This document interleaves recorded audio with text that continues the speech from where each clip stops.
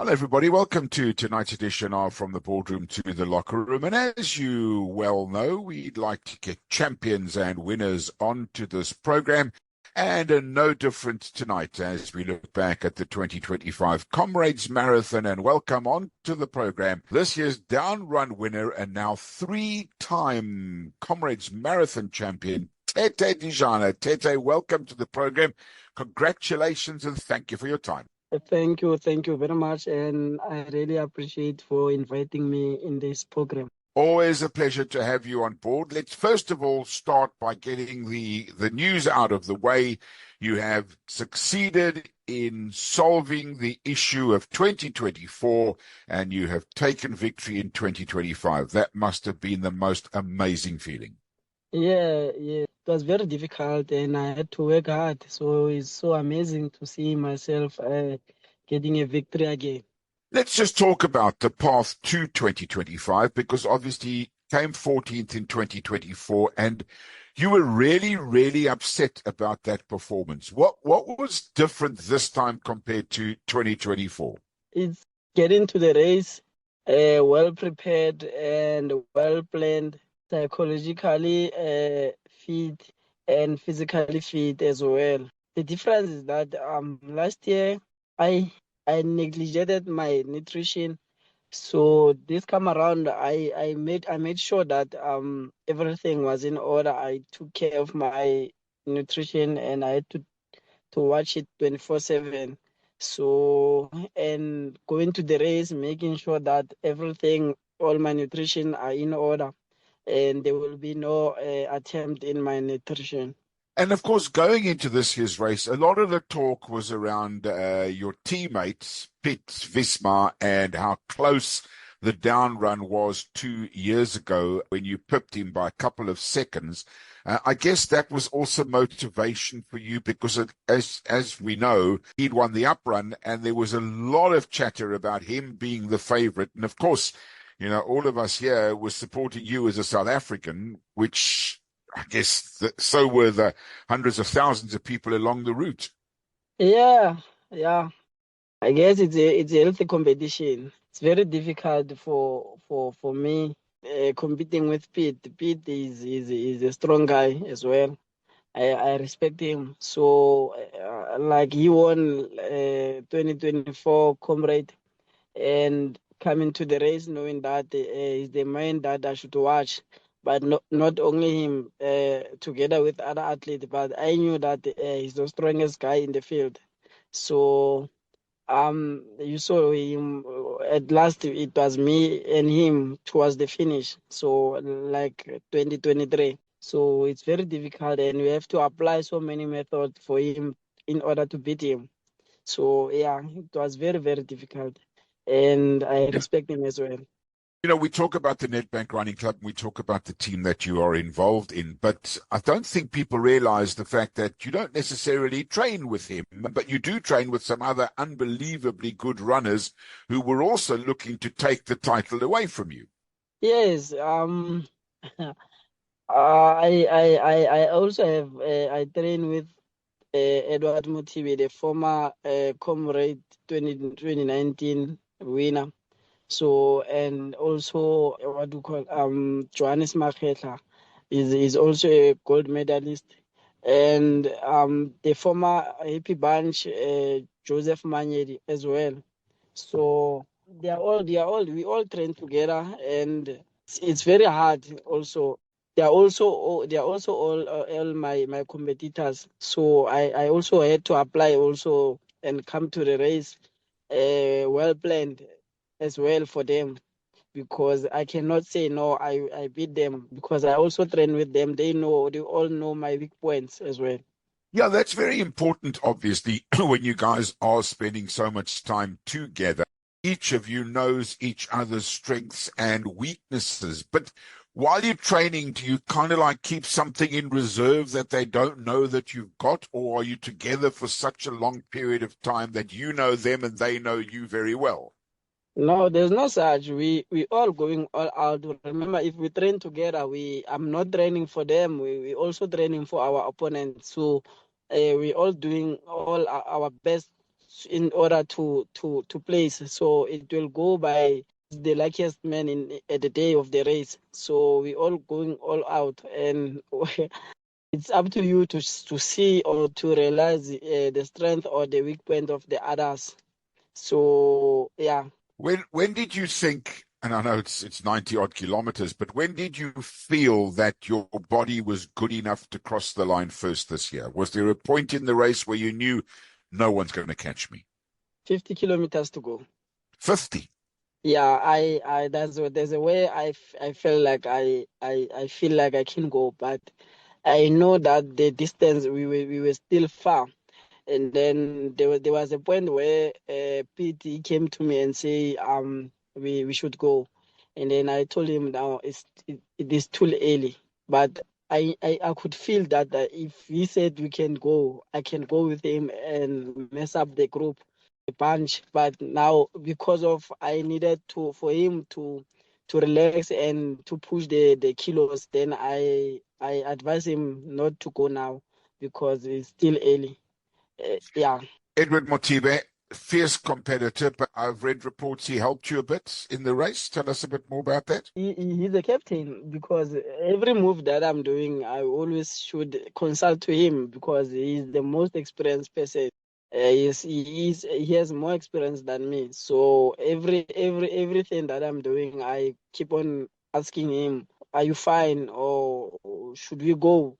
And he will advise me, "No, I'm not fine." But apparently, his body was not feeling well that day, and then we managed to break from the bunch, and we managed to break from even Pete. Now, unfortunately, when we were about to break and to move, his body was not responding. He advised me to go because he was not good that day, and then I took a lead from him.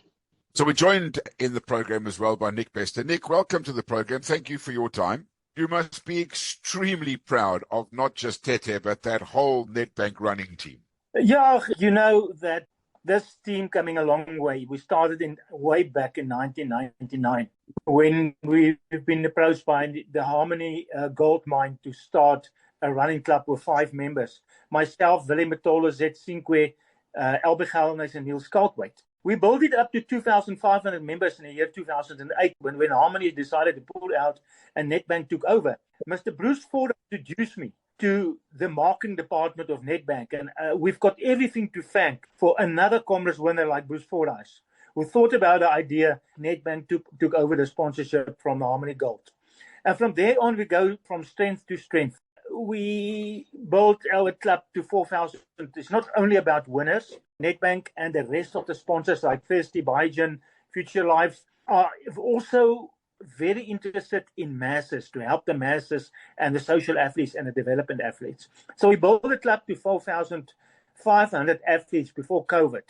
After COVID, we haven't been back to the numbers yet. We're 4,000 members across South Africa. We've got 4 clubs in Africa, Ethiopia, Lesotho, Kenya, and Zimbabwe. We've got a great club. Another Commerce gold medalist, Mike Fokoroni, is running the club for us in Zimbabwe. But I was very excited and I was confident this year that we're going to win. Last year, the previous year in 2023, we took number 1, 2, 3, and 4 in the race. 2024, we took number 1, 2, and 3 in the race. And I decided at the end at Comrades 2024, when we achieved the full podium, that I want to achieve that again this year. It's very important because all our contracts is coming up for renewal with the sponsors. And I knew we have to produce to secure sponsorship for 26, 2027, 2028, 2029. And I put in everything that I could.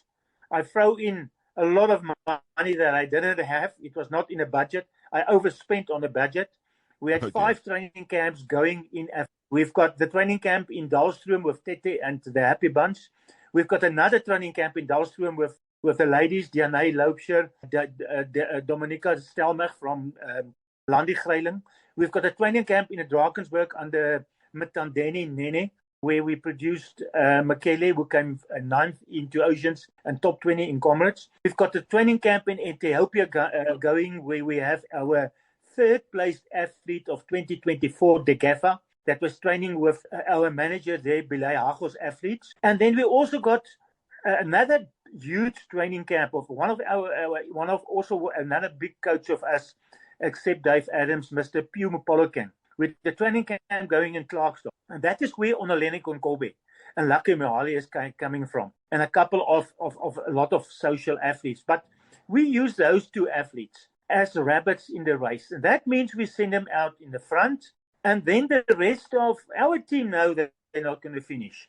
The rest of the competitors, they feel uneasy if the gap becomes 5 minutes, 7 minutes, 10 minutes. Later on, the gap was 20 minutes from the main bunch to Onalene Konkobe. And I watched the TV broadcast. I saw the rest of the teams was uneasy, and they start pushing the pace. And the idea is there that the rest of the guys, the rest of the athletes of the other teams get nervous and faster than they should. And then maybe spy for that later in the race. And then our main guys like Tete, Edward, Pitt, and that will come through. And it happened like that. It's just we didn't achieve 1, 2, and 3. We've got number 1, 2, and 4 in the race. Nikolai Volkov, who ran for us last year, he opted to run for Maxley team, but we're busy with him bringing back to the team. He was number 3, and we nearly achieved our goal. But it was very satisfying for me. We won the ladies' team prize number 1. We won the ladies' team prize number 2. We won the elite men's team prize number 1. We won several age category prizes. We've got the first novice in the race. Very exciting, George Kuska. That's going to be Comrades gold medalist soon. So it's a team effort. And I must say it's not me.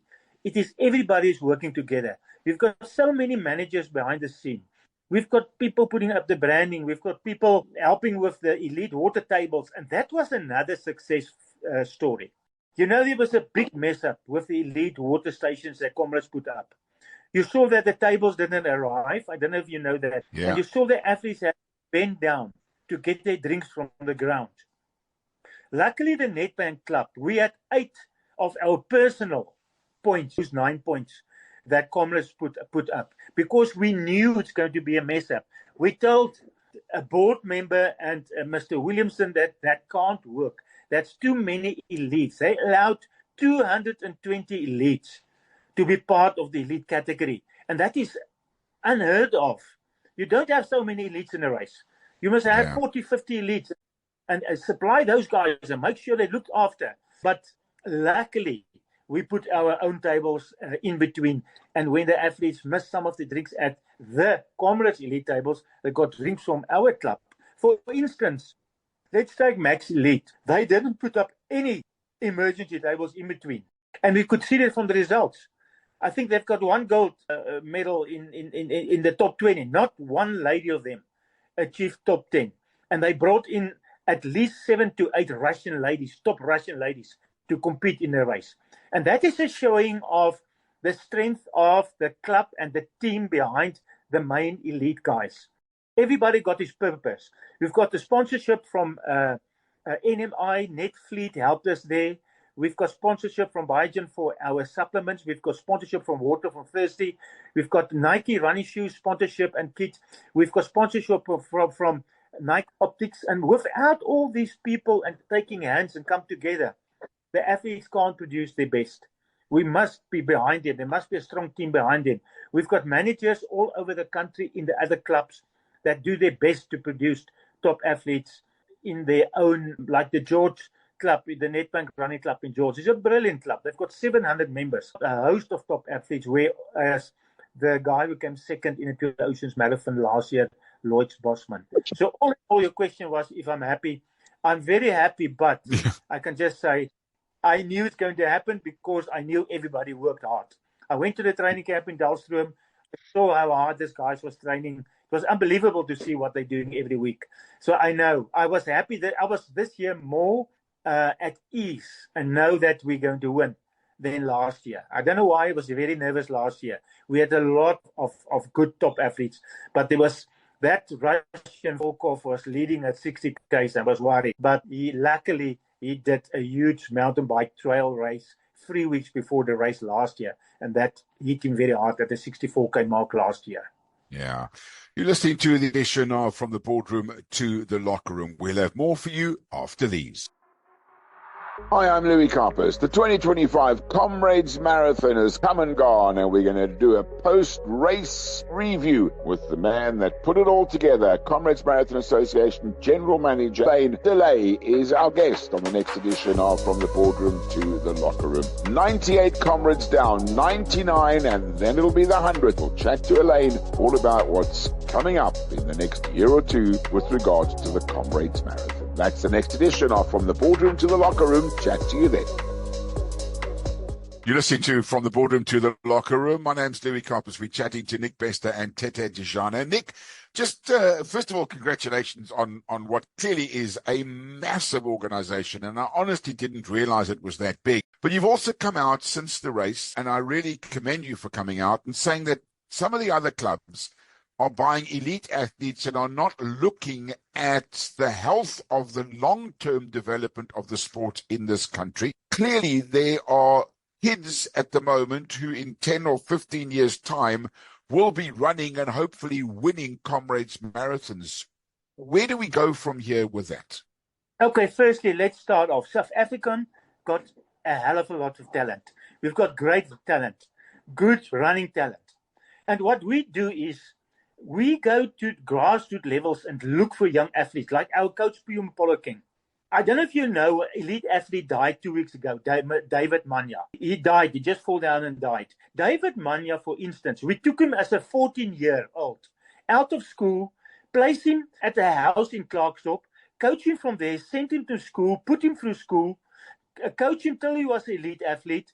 Later on, he became one of the seasonal elite Green Dream Team members. He was short distance athlete, and unfortunately he died 2 weeks ago. But that is what we're doing. We've got a Soweto Development Club. After all the youngsters, 14 years, 12 years old, 16 years, our chairman there is Mr. Siyaya Koza.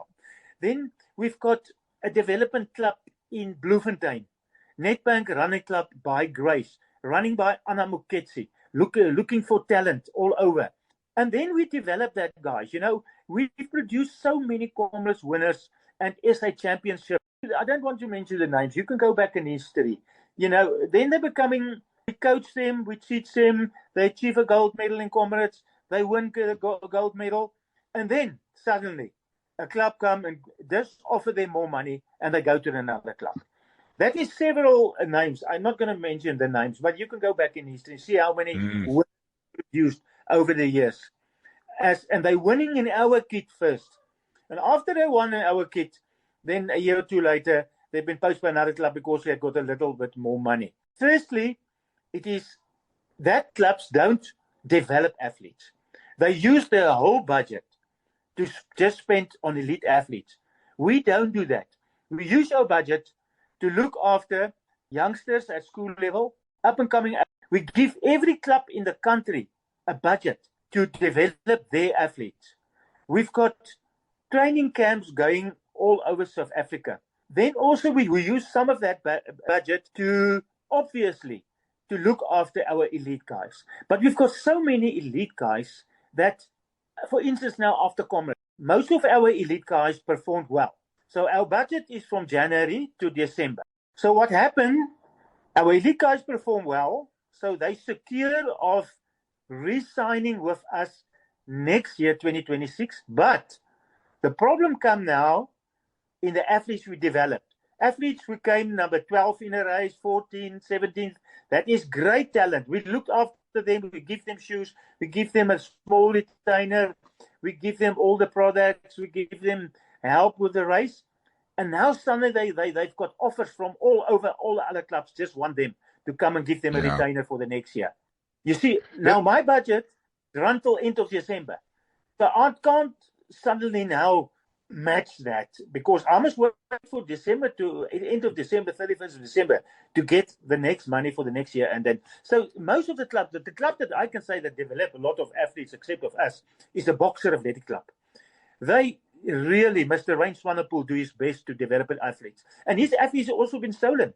Stephen Makoka, he developed Stephen to a world-class athlete, bought by another club, gone, suddenly gone. I can mention several names. So there's a certain guy, Mr. John Hamlet, he's doing a hell of a lot for athletes that nobody sees. Train them, show them, learn them about comrades, get them into comrades, let them perform, and. So you've got this couple of guys doing really running development. Then you've got the other guys just sitting with the big checkbooks and look who can I take after you work with the guy and give them your whole life and everything that you can. And unfortunately, a budget is just this long. You can't stretch it. If a sponsor tells you give you 1 million or 10 million or 20 million rand, that is it. You can't go above that.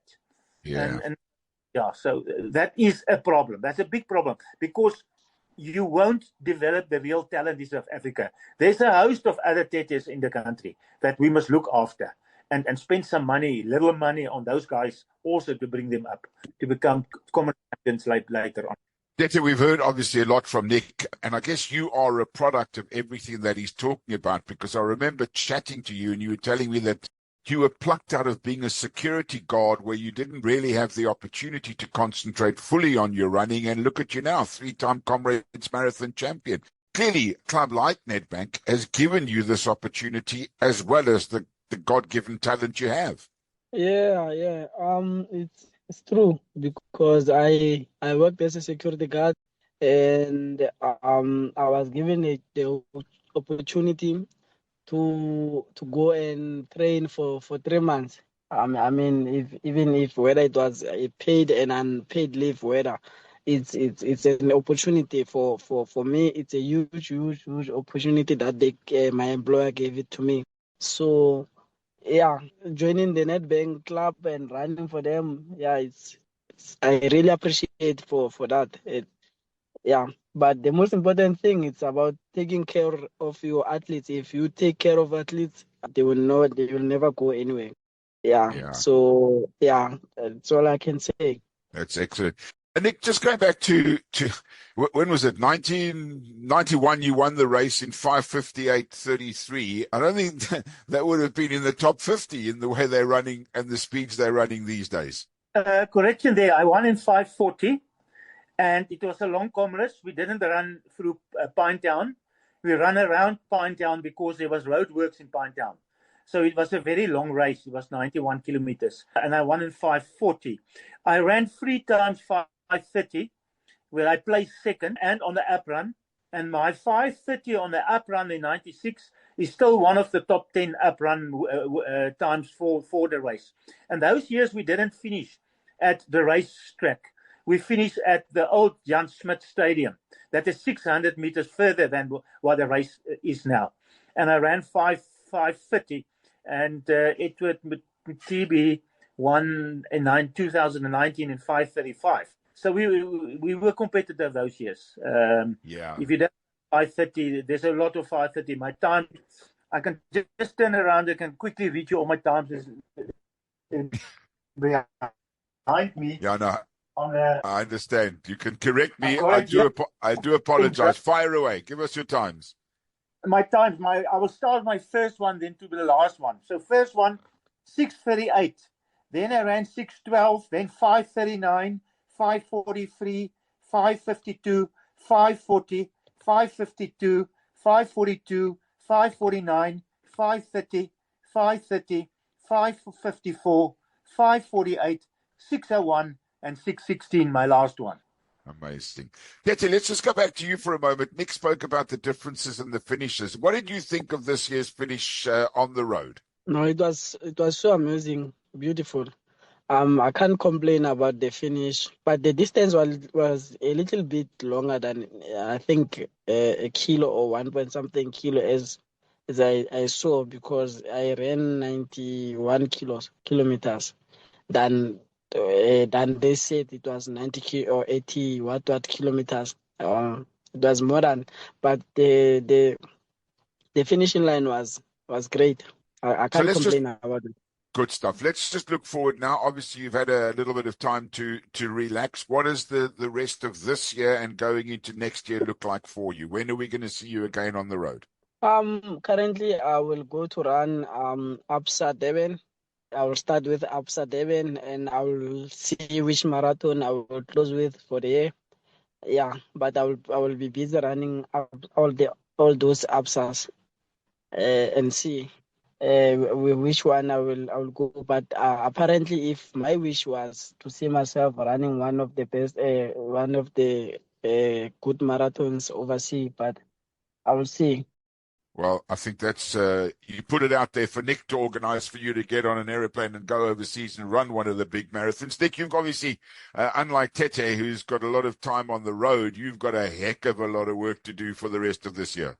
You know what? I did have a meeting with Nedbank yesterday, and I received the bad news that they're going to continue to sponsor the club for another 3 years after this year. So we've got that is a hell of a lot of work, and I'm glad for the athletes. They secured. I've got the news yesterday from Nedbank. I'm happy, but like I said, a lot of work is lying ahead, and everybody must just understand. It's not when you're a good athlete, the people must pay you. You call it a barter. It's a good athlete, yes. Sponsors pay you, but yes, we want this back. We want that. Please help us promote our brand. We want to sell more products. Then we can give you more money. And that is what some athletes don't understand. They think, okay, I'm a good athlete. Now you must give me this. It's not like it works, It's a barter trade. Everyone must give from his side. Then it's a win-win-win combination. And unfortunately, time is a problem for everybody. And the athletes' times come and they go, and they come and they go, and you get new athletes coming up, and that is what we must look at. The guys that's really got the talent in them to perform the next 2, 3, 4 years, and then also develop the youngsters that we know that can take over later on in 3 years' time, 4 years' time. What even the span is, the specific athlete can take. Like Bruce Fordyce won 9 times, not 10. He tried his best to win 10 times, but he didn't win the 10th time. So that also happened. But we secured. Our top guys are secured. We have got the go-ahead of Nedbank. We could go flat out for 26, 27, 28, and we're already working on that. But it's a lot of work to do. Fantastic. Nick Bester and Tete Dejana joining us on tonight's edition of From the Boardroom to the Locker Room. Thanks to both of you. I'm sure we'll keep up with you over the next couple of months, see how things go, and of course leading up to next year's Comrades, and then of course the 100th edition. Talking about the Comrades, tomorrow evening's program right here on From the Boardroom to the Locker Room, we will be speaking to Alain Delay, the General Manager of the Comrades Marathon Association. I got lots of questions for him. Why were elite athletes picking water bottles up from the tar, amongst others? That's tonight's edition. Have yourself a pleasant evening. Be nice to each other as always. Until next time, bye for now.